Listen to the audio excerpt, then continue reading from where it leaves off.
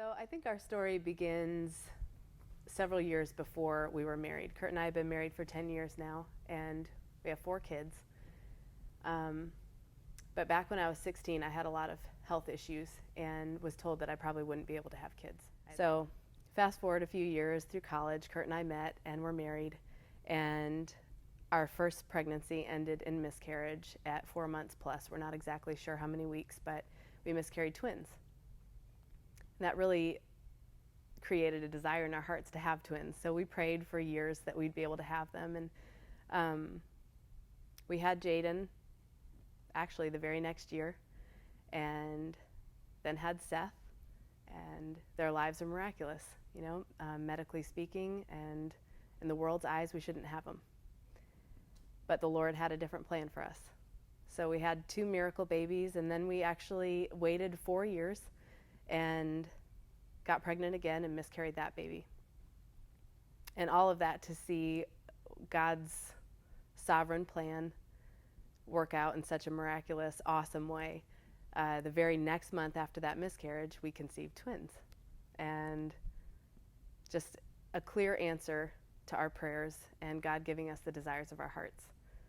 Seth, who is our second, she explained that Jaden is 8, Seth is 7, and the twins now are 3.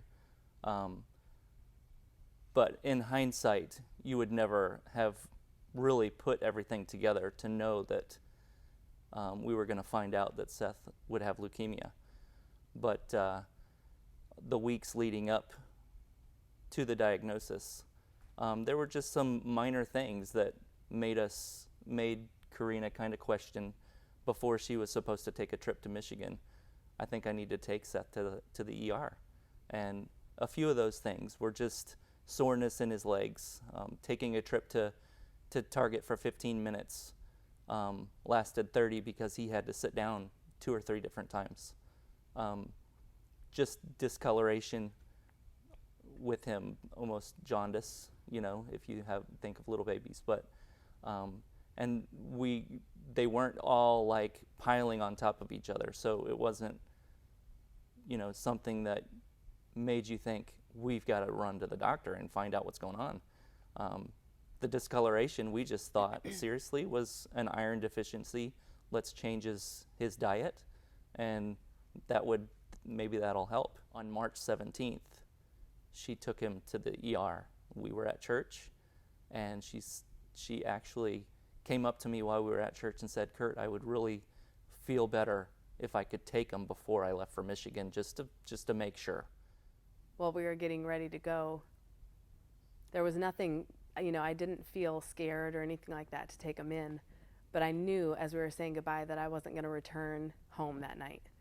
And, we packed up, and in the car on the way to the ER, I knew it was almost like the Lord's still small voice was whispering cancer in my ear, almost as a preparation, so it didn't hit me as a brick wall when we heard it. So I was there at the ER. We took Seth in, and they were going to just pass us off, tell us to go to the pediatrician the next day. But I pressed them and said, just do a CBC so that we can make sure,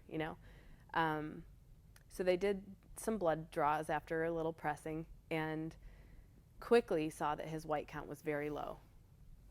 So that, helped them to continue on in the testing. The next test they ran was his hemoglobin, and a normal range would be like 11 to 13 for hemoglobin for a child his age, and he was at 6, which was well below the need for a blood transfusion. And next they looked at his blood under a microscope and saw blasts in it. And so within 45 minutes, start to finish, we had a diagnosis of leukemia, and we were in an ambulance headed downtown to the Children's Hospital in Jacksonville. The music minister at our church came up behind me and kind of pressed me on the shoulder and said, "You need to go back to Brian, and he's got a phone call for you." So I said, okay.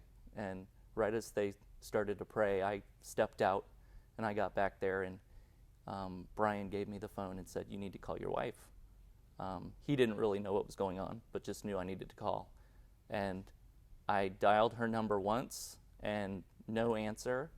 And then as soon as I like looked at the phone again, I heard a door open in the church and saw my sister-in-law walk in, and thought that was very odd that within 5 minutes of somebody telling me you need to go call your wife, my sister-in-law was walking in the church. So knew that it wasn't a good situation. And that's when she said, you need to go home and pack your bags and go be with your wife. So in the hours that came up, as we were admitted into the hospital and we learn about, the fact that he needs a blood transfusion, and at that point, that's such a scary thing to us, It became very normal, like nothing, But at the beginning, it was scary. And we talk about starting him on chemo the very next day, and, you watch them with their gloves and masks as they pump poison into your child and feel so torn because he needs that to live. And yet it's killing him at the same time. But we decided that with all of it, it was going to be, we were going to grieve with hope, something very opposite than what the world was used to. One of the other things that we didn't want for this whole thing was to use Seth as a woe's me type of situation. We didn't want to take all those pictures that showed him just hurting and everybody to be like, oh, I'm so sorry, and just down the entire time. Yes, it's a situation that is not fun to be in, but it's definitely a situation that you can either use to glorify the Lord with, or you can use to sulk. Mm-hmm. And we did not want to sulk. We had those moments behind closed doors, and that was tough. But at the same time, we wanted everybody to see how the Lord was going to use this and how he was going to show himself through it. So. When he was first admitted, they ran several tests because we had to find out right away what type of leukemia it was. There are so many forms, and that depended on, his diagnosis, what type of leukemia it was going to form his entire path from then on out. So they did those tests. They did some genetic testing. Some of those tests we wouldn't get back for a month. So all of those played a huge part in his treatment plan. We were so grateful to find out maybe just 4 days after his diagnosis that he had ALL, which is acute lymphoblastic leukemia. That is the most curable form of childhood leukemia. He had a 90% cure rate. About a month into his diagnosis, we were going in, just Seth and I, for a routine visit. He was going in for chemo, and we would see an oncologist, and that would be the end. It was going to be a quick visit. We got there, and Seth and I went into the room, and they have at the hospital something called a family life specialist. Those are the fun people. They come in and help the kids keep smiling during the hard stuff. He was escorted out by the family life specialist to go play in the little lobby area while the oncologist met with me. And right away, that was anything but routine. I knew something was about to be said that I didn't want to hear. And because it was a routine visit, Kurt wasn't with me. So the oncologist sat down next to me, just like Kurt and I are sitting. She held my hand, and she told me that Seth had his last genetic test come back that morning, right before she walked into our room. And it was a test that showed his chromosome count. They found out that he was positive for something called hyperdiploid. And without getting into all the nitty-gritty, he had only 27 chromosomes in his leukemic cells, and he should have 46. So that actually took his chances of survival from 90% down to 30%. Later on that night, I'll never forget our night that night. We took our boys out, our big boys, Jaden and Seth, and tried to explain to them the truth. We've never held the truth from our kids. We didn't pretend. We didn't hide things from them. We tried to take it down to their level, and we may have protected them from statistics and things like that because we wanted to view it with faith, but we definitely told them the truth. And we took them out to dinner, sat in the quietest part of the restaurant that we could and told the waitress, we're good, go ahead and just tend to everyone else, you can leave us be. And we explained to Jaden and Seth that the villains were winning and that this has been a really tough road, but it's about to get really, really hard. And I think that we made it through that pretty well, and so did they, while, they were processing things. There weren't a whole lot of tears at dinner, but I remember going home, and it was one of the hardest nights that we've ever had, ever, and we just cried and, talked about burying Seth, and that is a real possibility. We never wanted to dwell there, but we both felt that it was very necessary to let our minds go there, because it was a possibility, and we're not God. We didn't know what was going to happen. 10 days, March 7th, Seth received Christ as his personal Savior. That was 10 days before he was diagnosed with cancer. We know that Jesus died for us and that he raised 3 days later. And as parents, we try and teach our kids what the Bible tells us and what Jesus does for us and has done for us.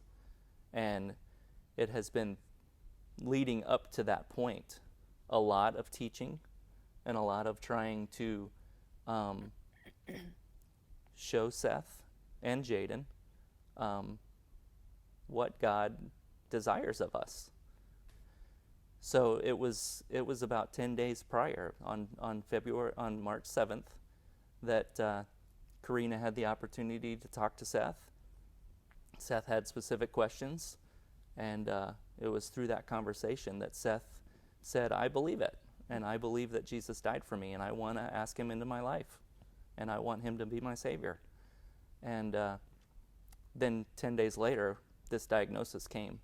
So upon this whole getting to the point of hyperdiploid and everything, again, it stretches you, it challenges you. Do you really believe it? Do you really trust that God's there and that God's in control? We know that God has a higher purpose. He could take Seth. He could heal Seth. It wasn't for us to make that decision of, we think he's going to save him, so therefore we're going to live like he's saved. Or we think he's going to take him, so we're going to live in agony until that happens. We, again, from like the beginning that I said, we wanted to live that God's in control, and there's nothing that we can do other than be faithful and try and glorify him through this whole thing. We were praying, make this impossible, Lord. We want everyone who comes into this room who talks about Seth to say, this is impossible. Seth can't be healed. He's going to die. And, just anything that were to come about, we wanted in man's eyes to be impossible, so that the only way to explain it was because of God and his miracles and his grace toward us. So the first instance of that was when we were told about this hyperdiploidy. The only thing that they could possibly do to try and combat this was to have a bone marrow transplant. So right away, they said your entire family has to be checked, and we've got to get samples so that to see who might be a match with Seth. And a lot of people think, oh, a bone marrow transplant, anybody can do that.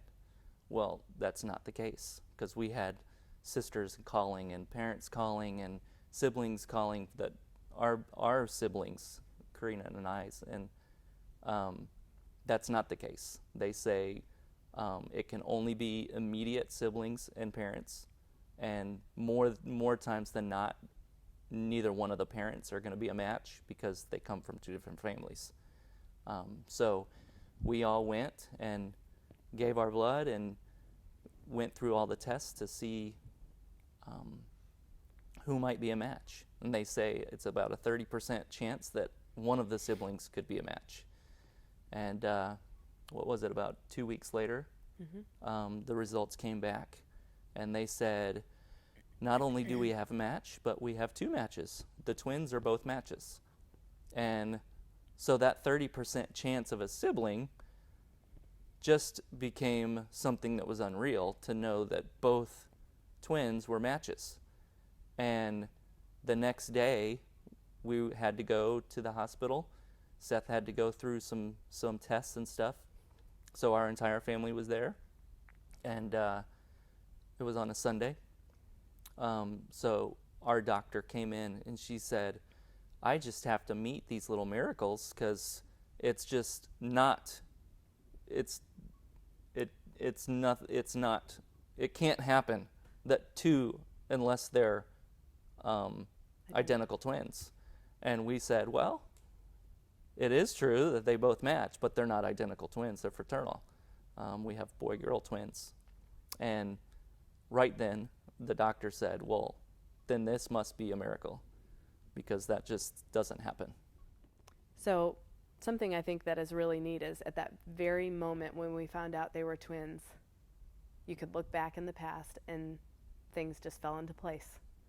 We didn't question why we miscarried our first set of twins. Obviously it hurts when you have a miscarriage and you grieve a little bit. And I remember grieving especially hard with the miscarriage right before our set of twins that the Lord gave us. But look at how God just put it all into place. We know that there are great purposes for their lives, beyond this even. But God made them both match. And he already had an answer for something that we didn't even know was, happening. He created a way through making Eric and Lydia perfectly to match Seth. Impossible. So we were then faced with picking which one we would use for Seth's transplant. Something I've said about our little boy Eric is, from day one, he has life to spare. He has enough life to share with someone. And I mean that in a good way. He is full of life, bubbling over. And so the choice was clear, that Eric was going to be the one that we were going to use to give his bone marrow to Seth.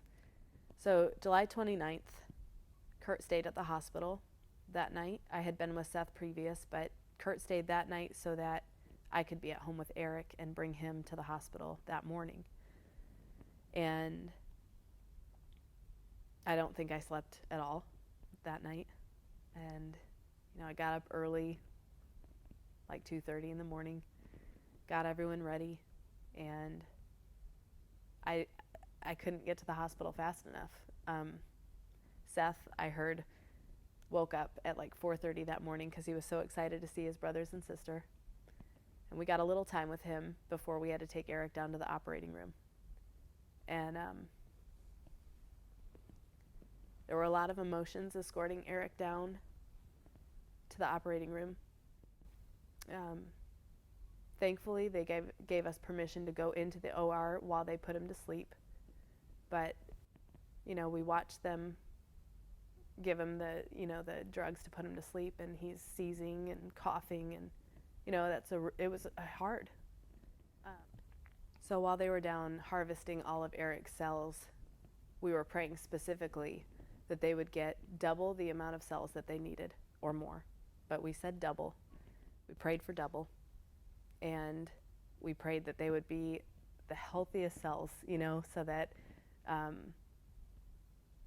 this would be God's answer to healing him. So they're doing the harvest, and we went up to sit with Seth during that. Seth was fine. He was awake, alert, fine, during that process. We got the call maybe an hour later that Eric was done and in the, recovery room. And so we went down to be with him, and, he was out cold, slobbering everywhere, swollen from being turned over. And, he had a huge bandage across his back because when they go in, they kind of carve out a large chunk of his back and his lower back. And harvest all the cells out. So they say that this is the worst pain that you can feel, and that he would likely be admitted for, up to 3 days. He would need a lot of pain medication. He wouldn't be able to walk. All of this was how we were prepared. So Eric finally woke up and wanted a flushy, which is a slushie in Eric's terms, and he had as many as he wanted that day. And we finally got him back up, and Seth actually wanted to go and visit him in his room. We watched Seth feel really bad that he needed someone else's help, that he needed help with living. And he felt bad that Eric had to go through this. So he wanted to go visit him, so he sat by his bedside as he awaited the cells to come back so we could do the transplant. Sat by Eric's bedside, and it was funny because Eric just wanted to jump out of that bed. And the nurses were like, you really need to keep him in that bed for at least 4 hours post-harvest. So we did all we could. But after that 4 hours, he was up around that 4th floor dribbling the basketball everywhere, never in any pain, never took any pain medication. And the only reason he stayed that night was for my comfort. I wanted to make sure he was fine, and I had to stay with Seth that night. I got to stay with Seth that night. So I wanted to make sure Eric was okay. Yeah, he actually, the only thing that Eric complained about was he had an IV in his foot, and he said that hurt. We didn't one time complain about his back, never touched it, never said ow or anything. Yep. He just almost instantly, from the time he woke up totally from being put under, was wanting to get up and run around and let me watch Frozen, let me watch this, let me do this. I wanted the basketball, and it was constant. So after that prayer, we really, all this build up, we laid in the beds all together as a family. It dripped into his body just like a blood transfusion. And it was done. So now we wait and we see what God's plan is. We watch it unfold. We've done everything. We've allowed them to do everything within their power, and now we wait on the Lord. And that waiting, they told us at the beginning that we would be in the hospital for at least 4 weeks once the transplant was done. And it could even be more. They told us that there are kids that had been in there for 6 months, and more. Some kids haven't even left yet and have been in there for months and months. So they said, don't expect Seth to be able to leave for at least 4 weeks, if not longer. Mm-hmm. So the very next day after his transplant had actually taken place, we had the bone marrow specialist come in and shared with us the results from the final review of the cells from Mayo and from our head transplant oncologist. So I could barely sit in my seat as she continued to speak what they found out about these cells. They got more than double the amount of cells that they needed, which was exceedingly abundantly above what I prayed for. And the head oncologist actually said, if I could give these cells to every person that needed a transplant, I would. He got the cream of the crop, the best cells that he could have received. And, oh man, I can't even explain. That just made us feel like, man, Lord, you are so good to answer in such a way, and to make a way again, and just countless miracles. And we considered this another big one.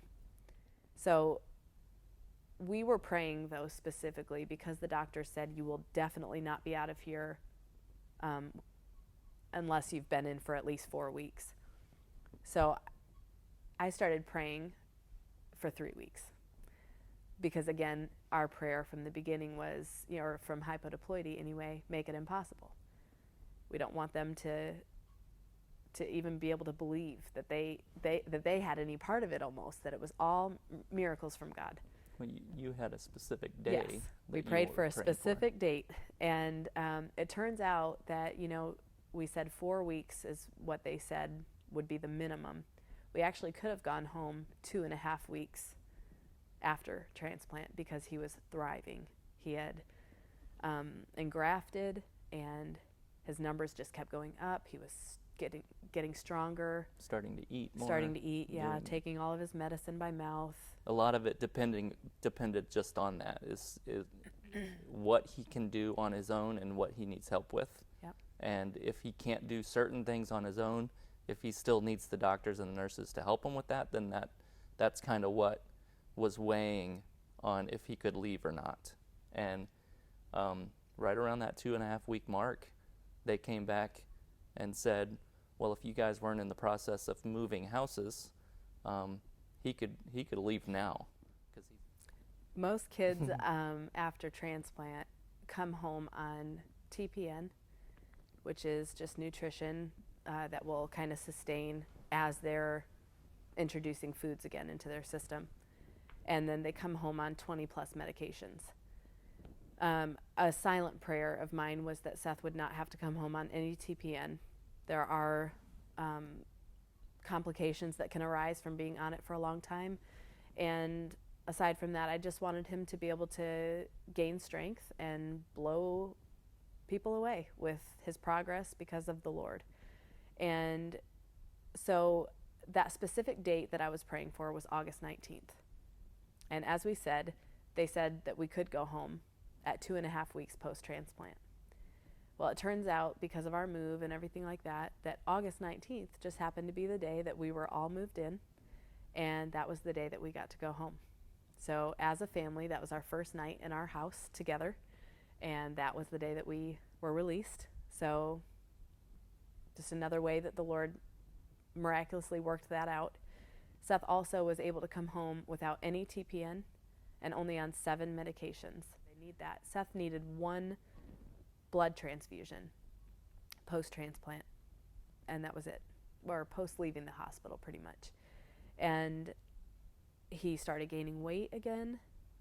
Slowly but surely, he got his appetite back and started eating, and it has just been a really miraculous time coming home and getting reaccustomed to what our life is going to be, even though it's completely different now. Yeah, now we're home. We're in the process of moving down the road of the bone marrow working in Seth and slowly doing what it needs to do and slowly taking over where the old bone marrow wasn't doing what it was supposed to do. Getting to the position of fighting and taking over anything that might be bad that's there. So that's kind of the road that we're slowly working on at this point. While we are very confident that the Lord spared his life for a much greater purpose than relapse, that's still, a possibility, I suppose. But we, as a family, have completely been changed by this experience, and we pray that we'll never forget what the Lord has saved us from, not only in this, but spiritually speaking. We want to walk with other families during this and, I guess, share the light of Christ with them during their darkest hours.